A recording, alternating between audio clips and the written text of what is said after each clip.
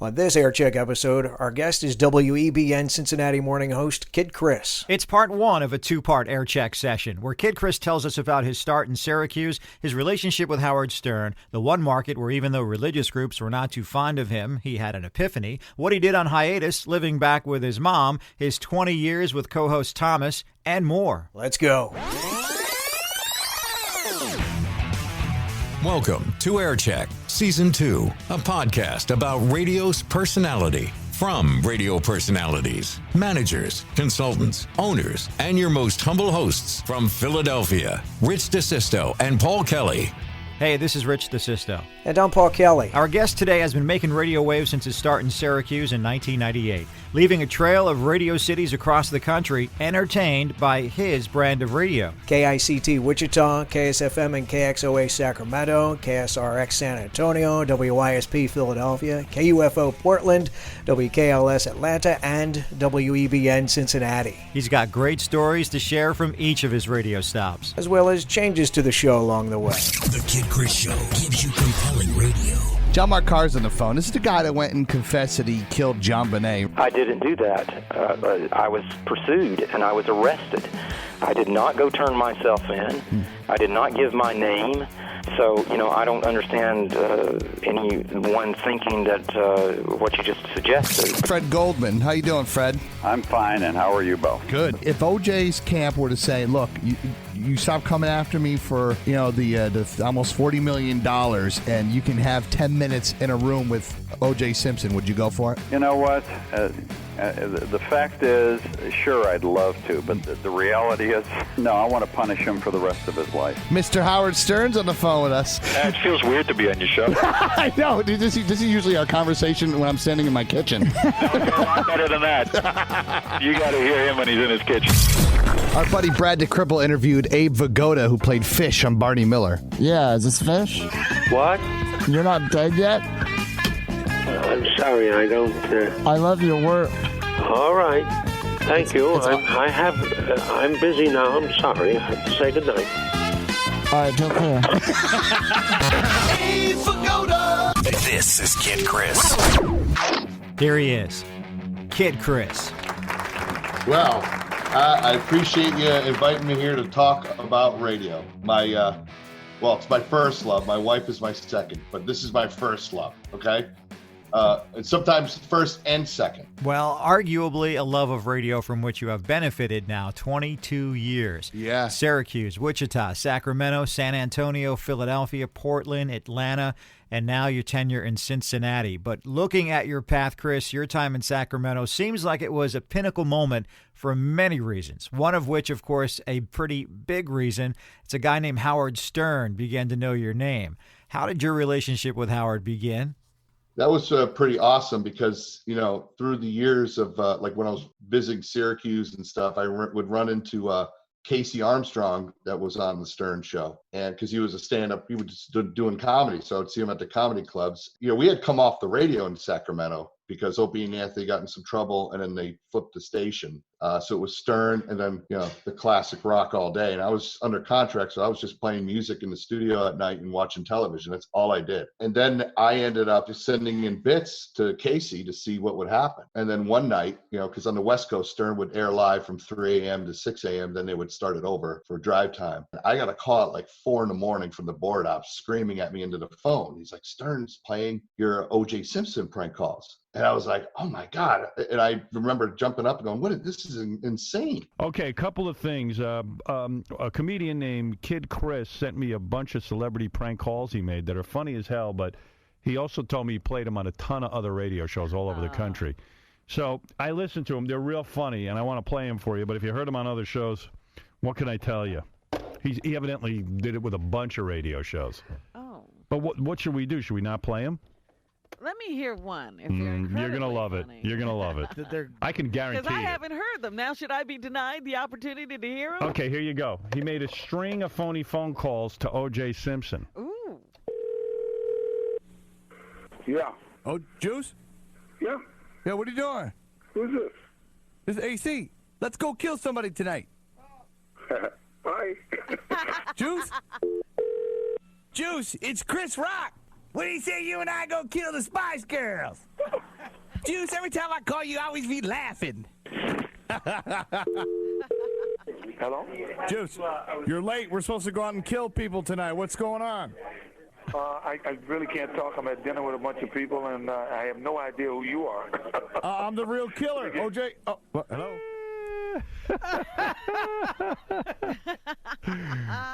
Isn't that great? I told you it's great. Jeez. Yeah. How could that not be great? Kid Chris is the guy's name.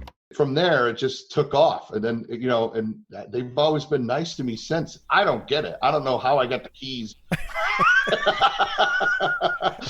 All of a sudden it was like this trust, and I don't understand it, and I'm not going to question it. So in Sacramento, you were there on the hip-hop station, but eventually you made it over to a talk station where you're doing 4-hour talk show at nighttime, which started to garner some ratings and some national attention. You gonna tell us about that and what happened there? Well, I mean, it's funny because as we started talking about doing this podcast, I was looking at it going, wow, my plan was to get into that company and to move up. And on paper, it looks like that. But during the time I just got there, I was only doing the morning show for like 3 months. And I was at a ball game, and my sales manager said, they just put the Howard Stern show on our sister station. And I freaked out. I'm like, I just got here. How could you put that on? I mean, that's a major distraction. Slightly.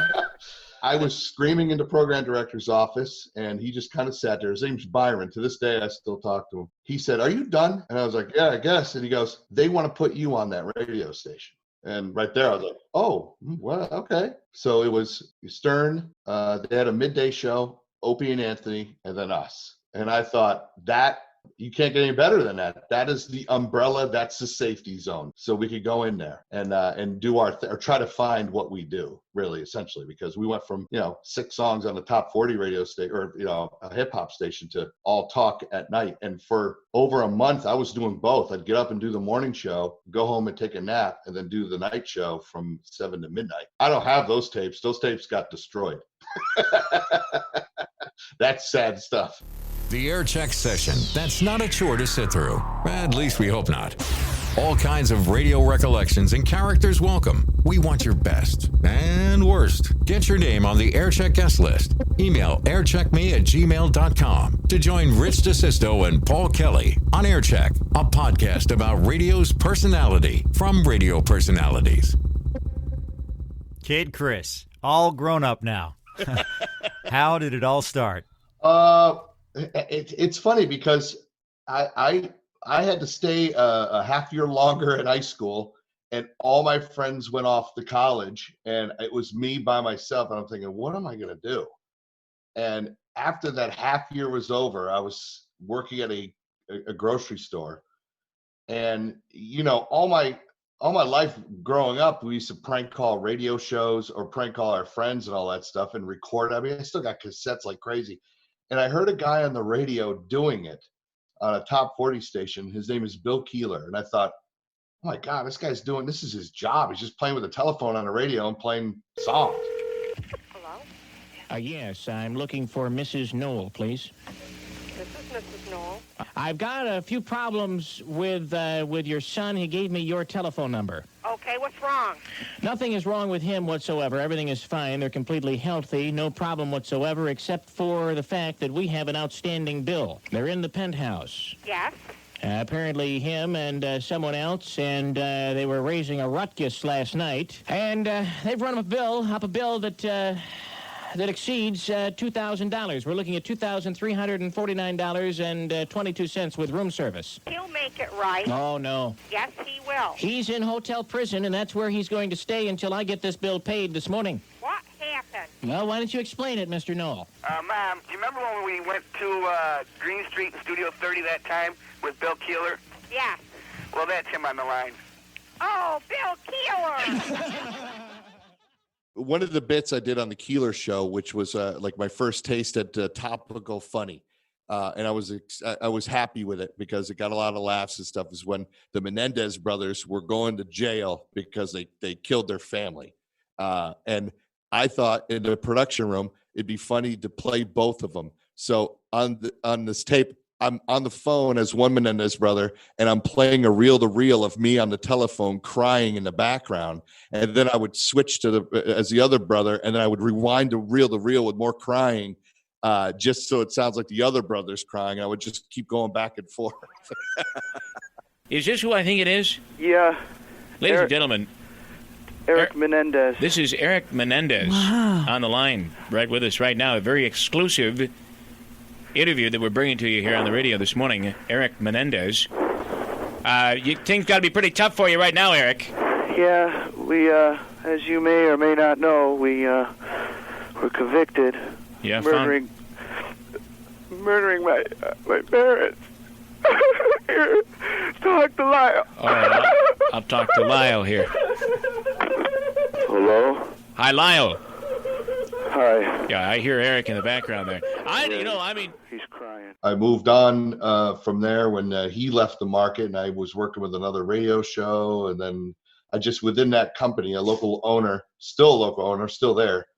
I just moved up to morning show sidekick within that company. But that's how it all started. I didn't know what I was going to do. I remember one day my dad just telling me, hey, when I get home from work tonight, we're going to have a talk. And it was about what are you going to do? And we never had that talk. I don't think he knew what I was going to do. He wanted me to be, he worked at an elevator company. He wanted me to be an apprentice working on elevators. And I was like, that's stupid. I'm not doing that. I still would be there working though. Wouldn't have to move across the country if that was the case. But that's how it started. So did you start in Top 40 or did you start in rock? What was the format when you started? Well, when I started, it was a rock station, but it was that show in the morning was a talk show. Okay. But to this day, I still enjoy Top 40 and Hot AC. I think the jocks and the shows that are put together are tight, and I that's what I still like about radio is that kind of stuff. Well, that's a really cool start. I mean, to graduate high school and then you have a favorite jock, a favorite station right there in your hometown, and then you come on the air. I mean, how cool is that? Yeah, it was the first day in the studio to meet them was to win wrestling tickets, another love of mine. And my friend and I showed up, and we went to a street corner, and we let listeners show up and write their names all over our bodies. We were covered in Sharpie. That's why whenever we get people to do dumb stuff on the radio, it's like, I've been there, I've done it. So that was my in, and I just ended up talking with the host and said, I would love to get involved with this. And, I'm still friends with him to this day. We talk at least once a week. We go over stuff, about the business and all that. It's still, the nerd is still in me. I love it. You left Syracuse and you wound up in Wichita, Kansas. Did you throw a dart at the map? I mean, how did that happen? It's funny. One of the program directors at K-Rock in Syracuse, that's where I was working, when I was relieved of my duties there, one of the program directors had since left and was working for Geffen Records, I believe. He was a record rep. And one of his radio stations was T95 in Wichita, and I applied for the job, and he put in a good word for me. And next thing you know, I was in my Nissan Pulsar and driving to Wichita, Kansas from Syracuse, New York. What's going on? It's Kid Chris. It's a 2 for Tuesday, Finger 11 and Hole coming up to complete what we call a new for twofer. What's up, babe? Yeah, I just want to ask a question. What is that number you guys advertise sometimes where you can, meet people and crap? Oh, you want it? Yeah. All right, why are you looking to hook up? No, I don't. I'm looking to meet, people to be friends with it right now. Well, how old are you? I'm 18. I'll be your friend. Now, what day part were you doing there? I was 6 to midnight. It was a long shift, yeah. Because apparently you became real popular with the religious groups there. Yes. And it's funny. I remember, when you're at home, you're still kind of skittish when you're on the radio. I didn't want my parents hearing me. When I first started doing a shift on the air on a Saturday, I would go in at 3 a.m. and work with the overnight guy in Syracuse because I didn't want any of my friends hearing me on the radio.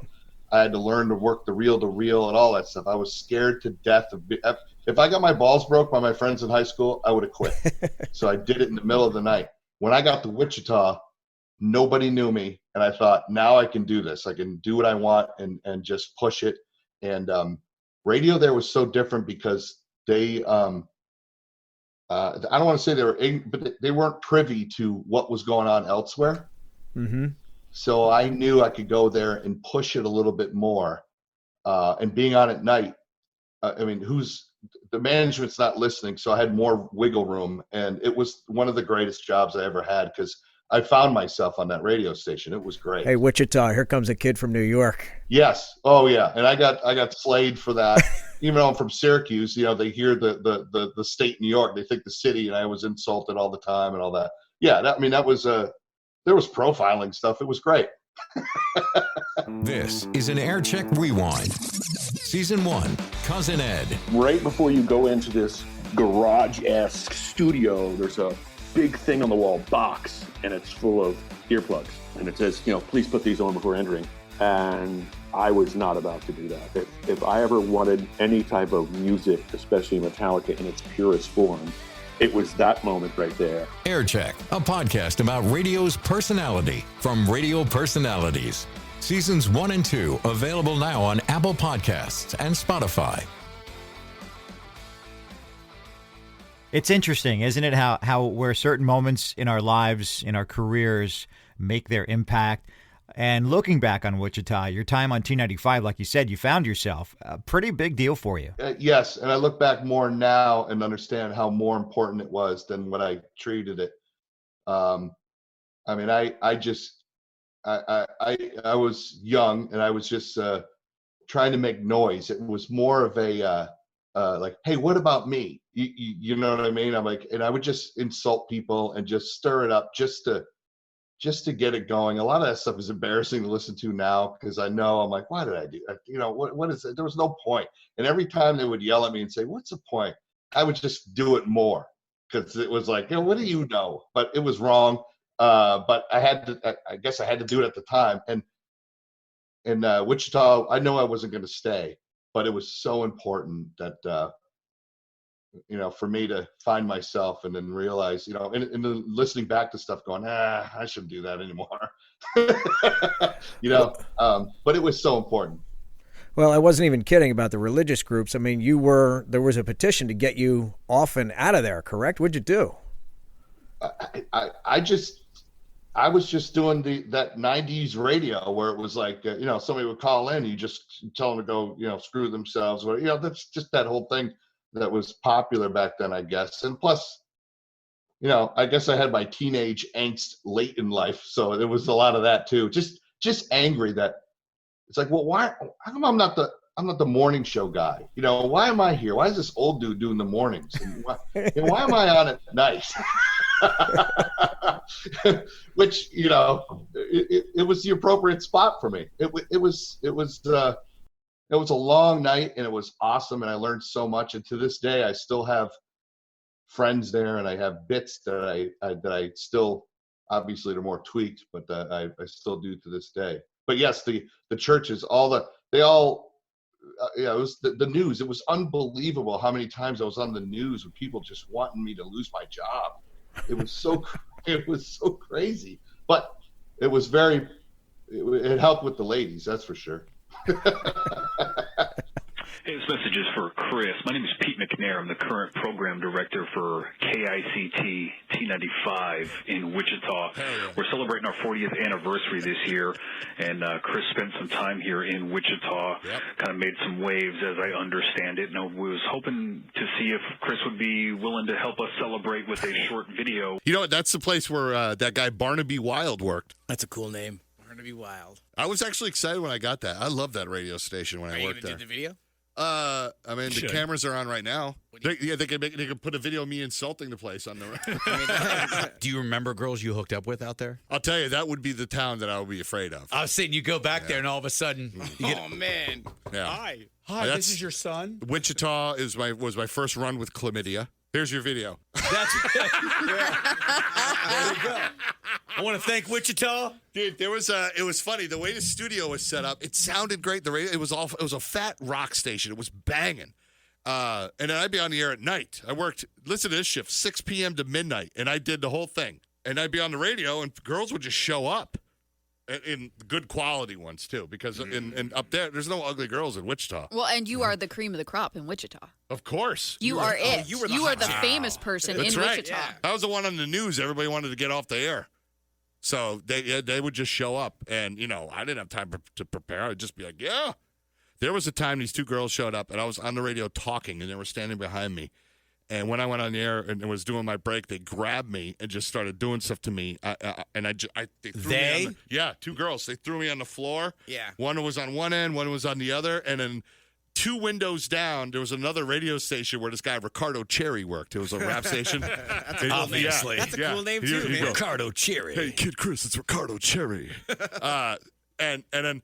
So I walk the girls out. He's outside smoking, and they get in their car, and he goes, I saw everything that happened. Good work, my man. So what made you make the jump from Wichita, Kansas to Sacramento, California? Well, I was on my 3rd station in Wichita, and the last 2 stations were the same people, and they backed me during everything. So I was very loyal to them. I was getting, believe it or not, I was getting calls from like St. Louis and stuff, or at the time it was J-Corps. And I would tell them straight up, these guys backed me up for a lot of headaches, and they were there for me. So I'm not leaving. And then after about a year or so, I felt like it was time to go. So a market manager in Sacramento for Infinity Broadcasting emailed a bunch of morning shows. I found out later on, but I got an email saying, hey, I'm looking for a morning show. Are you interested? And I was just kind of like, I don't know, grouchy that day or something. I just wrote back, you can't afford me, like a big shot. And he wrote back, his name was Jerry McKenna. He wrote back and said, try me, let's talk. And I ended up talking to those guys. And Mr. Big Negotiator, I flew into town. It took me to, the program director, Byron, took me to Johnny Rockets, and I just said, well, the job pays this, and it was $60,000. He goes, the morning's $60,000. I said, deal, fine. Didn't even negotiate. It was 2 things. It was mornings, which I thought I could do this. I was wrong, but and it was Infinity Broadcasting. I felt like if they had all these other big talents and they were protecting them, this is my way to get into that company, make some noise, and maybe learn and get go up the ladder like I have in the other places in that company. So that was the plan. I didn't want to do top 4. It was like a rap station. I didn't want to do it, but I had to get in the door. So what happened there? I mean, your contract ended. You stopped playing records, and then you ended up back in New York. Yeah, I was off the radio. I was under contract, but I had an opportunity to go to Cleveland to WMMS, and I flew into town, and I had to bring my contract so they could look at it, and make sure that they could talk to me, and they couldn't. So I remember asking my market manager at out in Sacramento. It's like, I have an opportunity. I don't want to just be playing records at night. And he was super cool. Let me go and talk to them. Let me out of my contract. It essentially fired me because I was just done. He released me. And that job wasn't what I wanted to do. It just didn't fit. So I just didn't have a job. So that December, I moved back to Syracuse with my mom. And it was a couple months of just sitting at home, and I had an opportunity again that they wanted to talk to me about WMMS, and I was into it. I actually went there for a week and tried out for a job and stuff. And then during that time, I got a call, and it was about doing some, like writing for the Stern Show, doing some bits for the Stern Show, and just doing it from home. And I was so excited about that opportunity, but I told them, I don't want to join your show And then I get this opportunity in Cleveland where I could be competing against you. I don't think that's not something I want to do.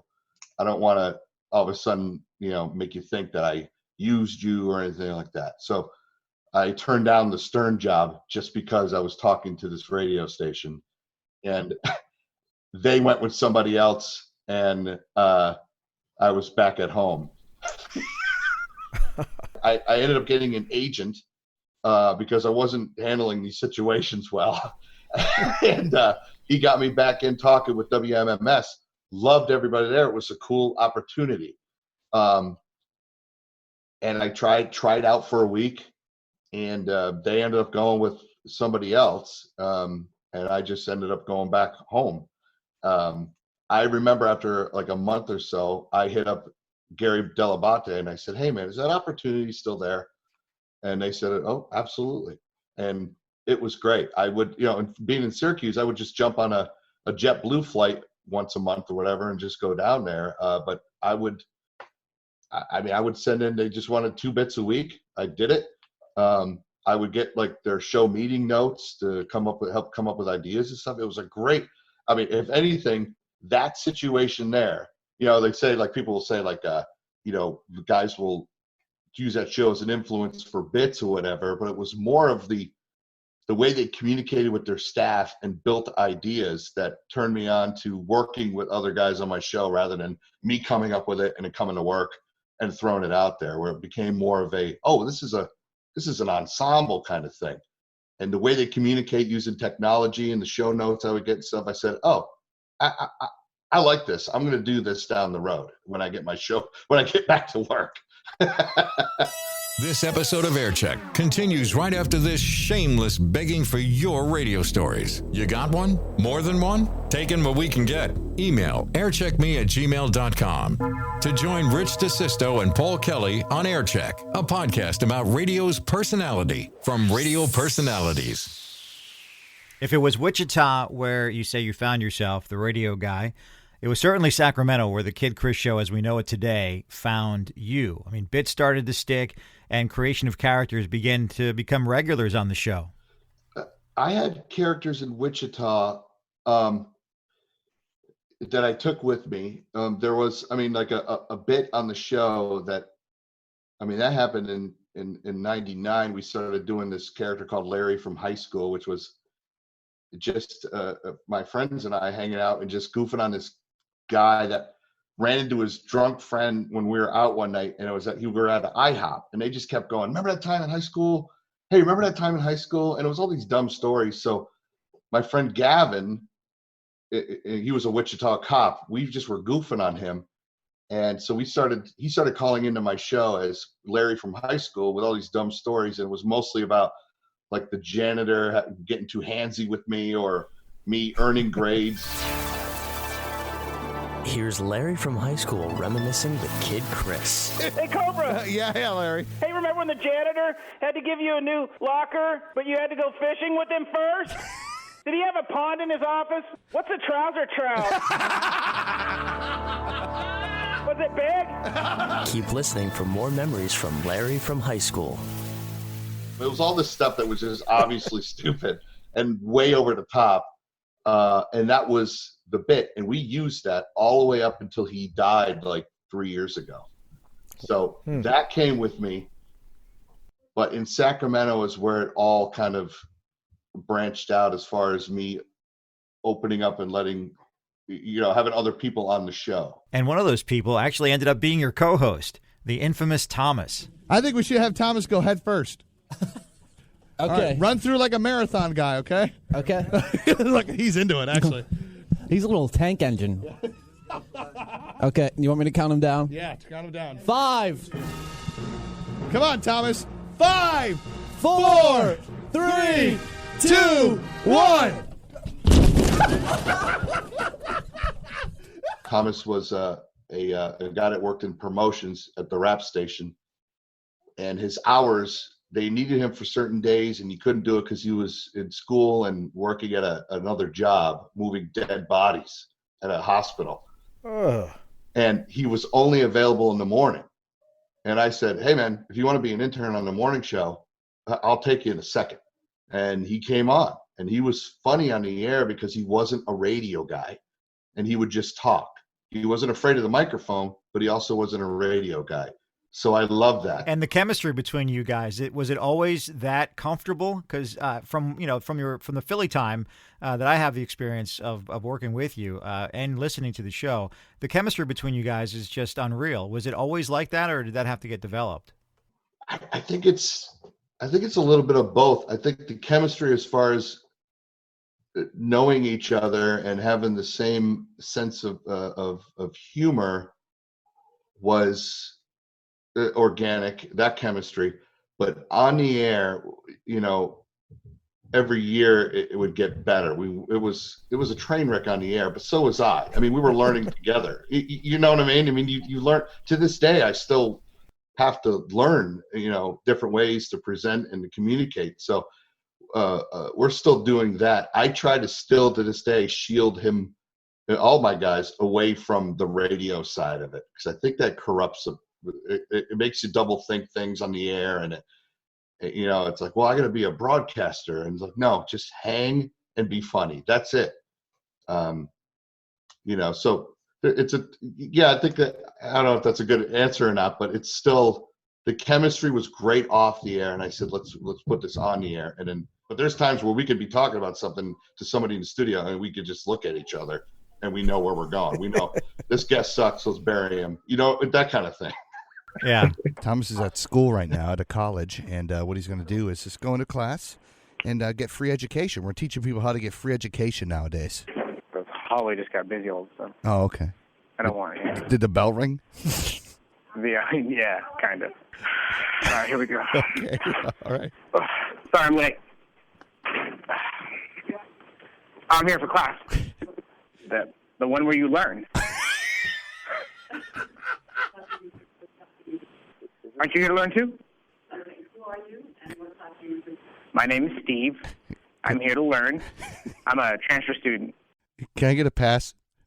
Can I go to the bathroom? Why are you here? We don't educate anymore? Is that what's going on here? Look, I'm here to learn. No child left behind, lady. Let's do it. Okay, what's your name? I'm learning. Well, I don't know who you are, and I don't know. I just told you I'm Steve, and I want to learn. I'm going to call security. What are you going to call security for? Okay, you better go. I'm going to go to the bathroom. Look, I'm just going to go pee, all right? Thought we were teaching. Guess not. Have a good day. Oh, my God! You better get out of there, dude. I thought you were going to freeze up. I was too. You better hurry up and get back, dude. I'm coming right now. Unfortunately, after 20 years or so, Thomas was a victim of the downsizing that happened because of the COVID thing. Huge bummer. And, I've been through this before when he opted out of the radio show at one point.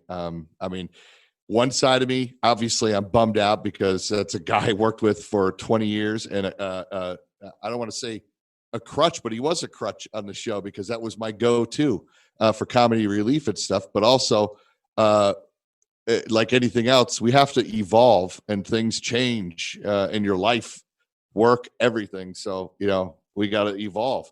And that's a scary thing walking into is evolving. Like I said, I've done it before several different times, but it's scary. I don't want to keep having to do this. Yeah, that really sucks, man. Thomas is a good dude.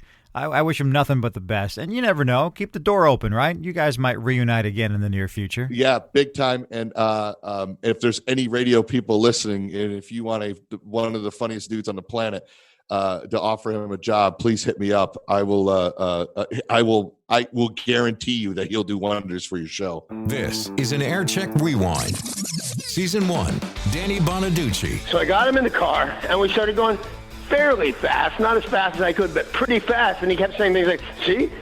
I mean, he looked scared because, see, I'm not screaming. We come around the last loop, and there's some lady pushing a baby carriage, which I then hit. He starts flipping out, screaming, and he's out of his mind. At the time, it was my wife with a doll in the carriage. Air Check, a podcast about radio's personality from radio personalities. Seasons 1 and 2 available now on Apple Podcasts and Spotify. Let's go back to that period when you were living with Mom, which is always a fun thing. After you left Sacramento, right? Yes. And then MMS in Cleveland didn't happen, and you started writing for Howard. I would go. I've done the show a few times, and Tim Sabian at WYSP heard me on there and had reached out to me, and we have spoke a few times on email. I actually had done a few late night shifts on YSP when he had opportunities for me to go in and do. He didn't want me to say my name or anything because he didn't want to stir stuff up. So whatever, I didn't care.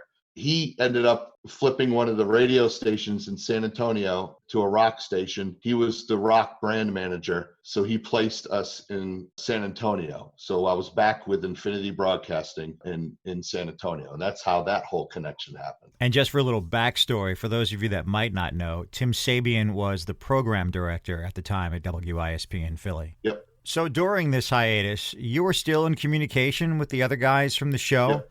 You and Thomas were still keeping tabs on what was happening next? Yes. That's pretty honorable. I mean, here you are living back home, wondering what new doors are going to open for you personally. No idea if the KiddChris Show, as it was, would continue. Yeah. But there you are. You're keeping in touch. You're keeping at least Thomas part of the plan as best you could moving forward. That's great. Yeah, I forgot what he was doing. He had another job, and I believe he was living with his dad or something. And I would go out to Sacramento to visit every once in a while. I never lost touch with former interns out there. I had a website still, and I was still doing stuff and putting it up on the website. You know, nobody could really watch it and listen to it because the internet was still kind of wonky. You know what I mean? It was still, the cable internet was still just coming along, and nobody was watching videos online. It wasn't really like that yet. Yeah, I still would do stuff because I knew this isn't done. You know, if I'm getting calls from the biggest show and then the biggest programmer, something's going to happen. You know, and it's hard to sell that to somebody who his taste in radio was basically, hey, show up, get nothing, and now you're gone. So it's for him to say, okay, yeah, I guess I'll hang out and just wait till I get a call. Yeah, that's a lot for him. You know, that's a major props to him for that. As you go into some of these markets, Chris, you know, as we keep recapping, Syracuse, Wichita, Sacramento, San Antonio, that breed of people that you're able to, feed off of, they seem to be there, whether it's somebody you get on the phone about, a time machine invention. On the phone is a guy, we talked about him a little while ago with the time machine. Everybody's excited, wants to go back in time. Especially I do when I go back to high school, 8th grade, dance, and I would have finished the job. Paul Foley, right? Is that guy's name? Yeah. Paul. Hi, how you doing? Good. Do you have a time machine, huh? Yeah. Yeah. Did you go back in time yet? 5 minutes a day. Oh, really? That's why I sound so young. Oh, okay. I mean, people don't believe my age. I believe it. Where'd you go yesterday? What date? Let's see. It was. Gotta go back in time. Right. No. I'm trying to remember. It was like 3 years ago. Gotta go back at the Florence Nightingale Rehab Center. Gotta go back in time. If people want to see what it is, okay, they can see it. It's www. It's funny because to this day I still use it as a slogan for the show, which is where the socially unacceptable are accepted, and that has always been something I was attracted to. Even when I was a kid, I would watch like this public access show. I would get tapes of it called Beyond Vaudeville. It was a public access show in New York City. It ended up being that show Oddville on MTV, and it would bring out these quirky people. Like, we had this guy, he died just 2 years ago, Bob 33, that I saw on that show years ago. In the late 50s, he was trying to make rockabilly yodeling music, and I thought, this guy's hilarious. So a few years back, I was like, man, what happened to that guy? So I went and looked him up, and he was on our show almost every day up until he died a few years ago. And those are the people that, when you're loyal to them, you give them the spotlight, and you just put them on. They're entertaining already. You just intro them and let them go, and they love it. It's like, well, I'm not going to stomp on these people and stuff. These are the guys that you don't hear anywhere else, and I love that kind of stuff, the quirky stuff.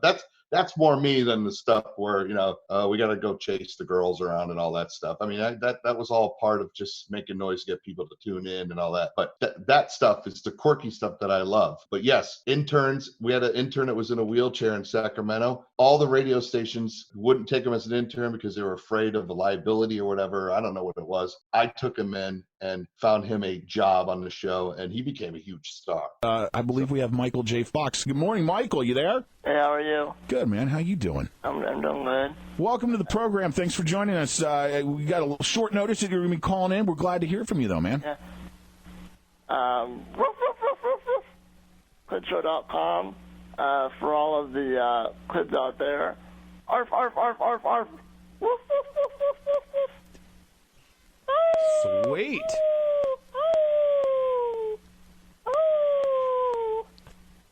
Hello?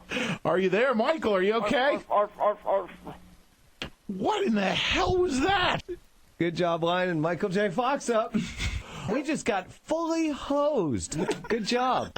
And you can't, when you hear him talking and you think it's Michael J. Fox, you can't even crack a smile or anything because you feel so bad for him. You think he's, oh my God. At first, I swear to God, I'm going, man, he's really gotten bad. Well, ahead of your time, man. Inclusion is very hip now, Oh, yeah, exactly.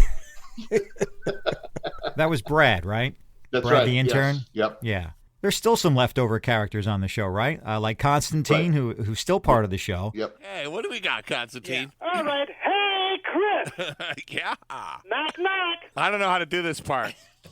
Yes, you do. You say, Who's knock, there? knock. Yeah, no, you said knock, knock. I say. Now you confused them. Now I say, who's there? Who? Yeah, okay. And I say, it's a freak. It's a freak who? It's a freak out Friday.